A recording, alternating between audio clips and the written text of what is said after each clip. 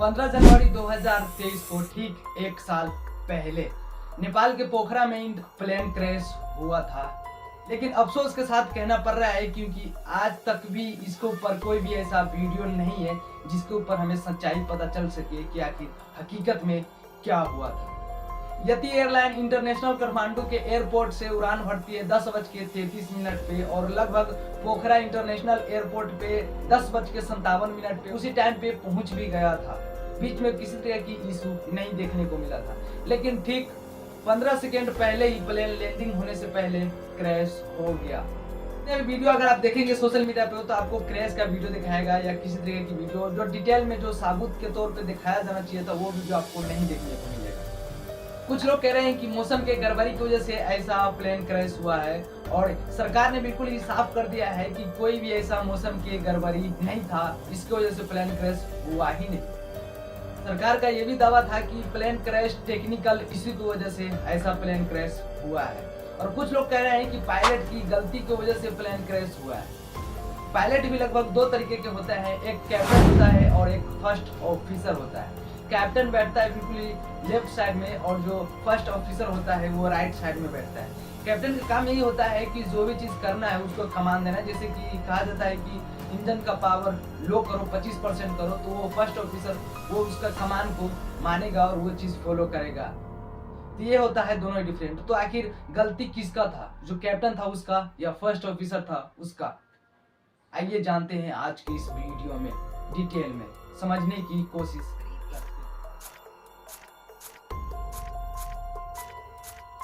करीब एक महीने पहले नेपाल की येती एयरलाइंस का विमान हादसे का शिकार हुआ था।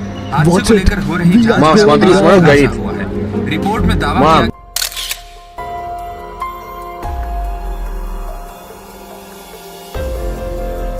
नेपाल की राजधानी काठमांडू से टेक ऑफ करती है यति एयरलाइंस 691 टेक ऑफ करती है पोखरा के लिए। लगभग 10:33 पे वो टेक ऑफ करती है और लगभग 10:57 पे पहुंच भी जाता है, लेकिन सही सलामत लैंडिंग नहीं करते।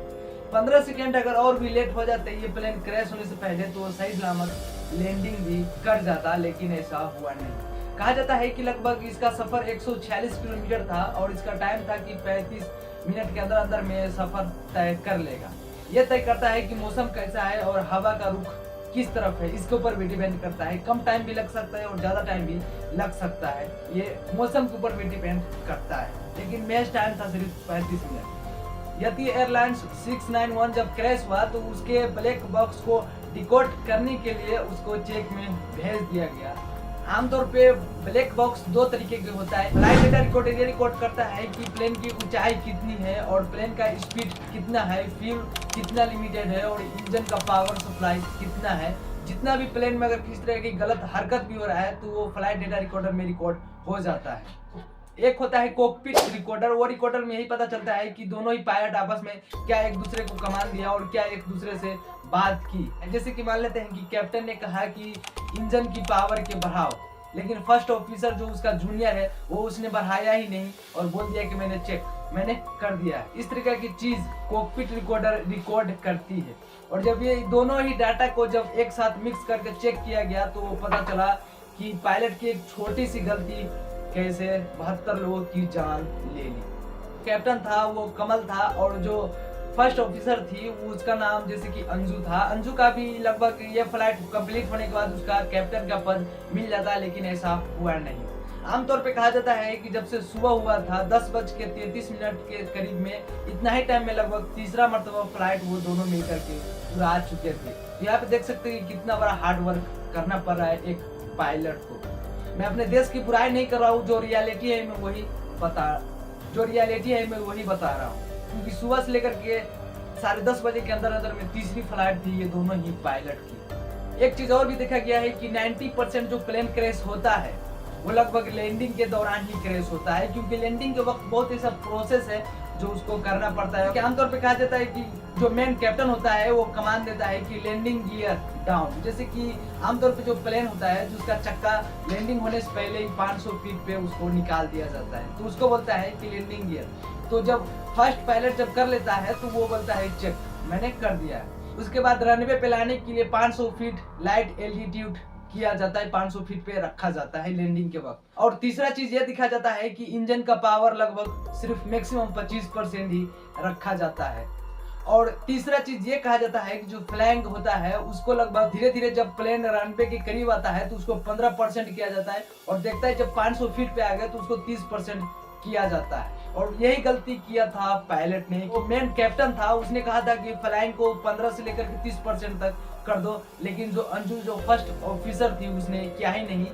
और सबसे बड़ी बात यहाँ पे ये है कि ब्लैक बॉक्स का जब उसका रिजल्ट आया तो लगभग पता चला कि जब अंजू को कहा गया था, जो फर्स्ट ऑफिसर था उसको कहा गया था कि फ्लाइंग को 15 से लेकर के 30% तक, उसका जूनियर है अंजू उसने नहीं किया था, उसने दूसरा कोई बटन टिप करके बोल दिया चेक, मतलब मैंने कर दिया। यहाँ पे एक चीज कंफर्म थी कि अंजू ने बटन टिपी है, लेकिन कौन सा बटन टिपी है ये पता नहीं।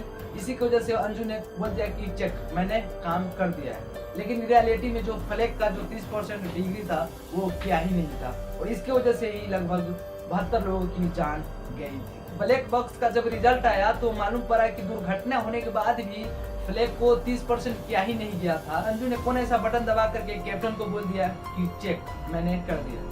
आमतौर पे प्लेन में जैसे कि अलग तरीके की भाषा का अप्लाई किया जाता है, जैसे कि आमतौर पे जो पब्लिक होता है उसका नॉइस आता रहता है, तो इस तरह के शब्द इस्तेमाल किया जाता है जो आम पब्लिक की भाषा से मैच न हो और सबसे अलग थलग रहे। एटीसी जो कंट्रोल रूम होता है उसको मालूम पड़े कि ये कैप्टन का ही आवाज है, ये कैप्टन ही कमांड दे रहा है। मान लेते हैं कि कैप्टन अगर किसी भी चीज को जो फर्स्ट ऑफिसर को कमांड देता है तो वो करने के बाद बोलता है चेक। जब एटीसी जो कंट्रोल रूम है जो अगर प्लेन को कह देता है कैप्टन के तुम राइट मुड़ जाओ, तो कैप्टन जब राइट मुड़ने के बाद बोलता है रोजर, मतलब मैंने राइट मुड़ गया। और दूसरी चीज, अगर किसी तरह की हादसा होता है तो प्लेन में मेडे मेडे बोलने लगता है। तो इस तरह की भाषा इस्तेमाल किया जाता है ताकि आम पब्लिक की भाषा से मैच न हो। जब प्लेन 500 फीट की ऊंचाई पे थी तो कैप्टन ने लगभग प्लेन का इंजन का जो पावर है उसको घटा करके 25% कर दिया था। जब वो फर्स्ट ऑफिसर को जब पायलट ने कमांड दिया कि कहा कि जो फ्लैग का जो 15% डिग्री है उसको घुमा करके 30% कर दो ताकि प्लेन की रफ्तार के कंट्रोल किया जा सके किसी भी तरीका से। और ये किसलिए कहा, ये चीज किस लिए किया जाता है ताकि प्लेन को बैलेंस बना करके रखा जाए।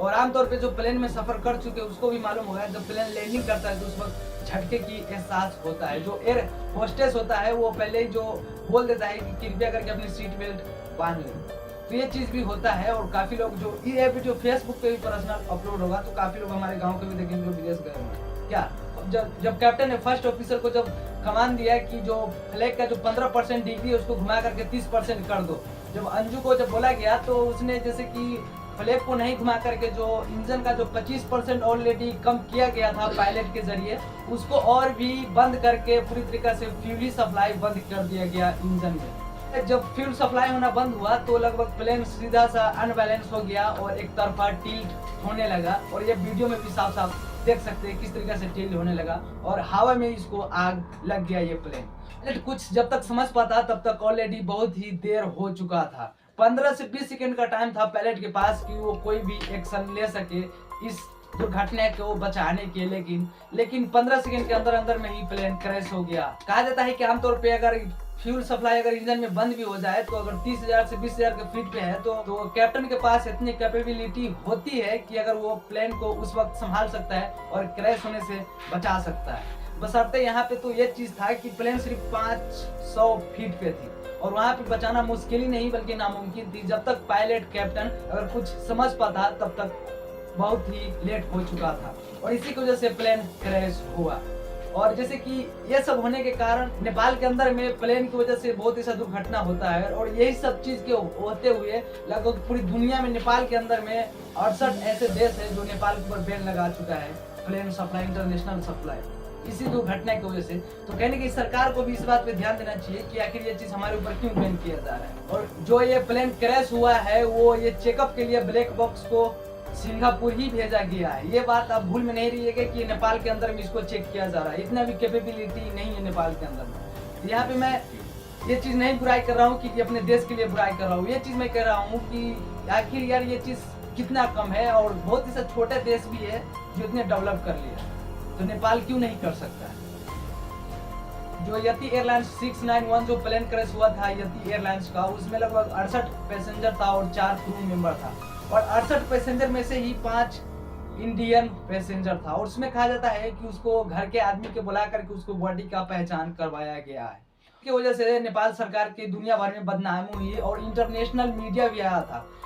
जो अमेरिका का न्यूयॉर्क जो दुनिया भर में माना जाता है, पूरी दुनिया में जो एक नंबर पे माना जाता है, अल जजीरा जो कतर का न्यूज एजेंसी है, वो भी आया था इसके ऊपर इन्वेस्टिगेशन करने के लिए।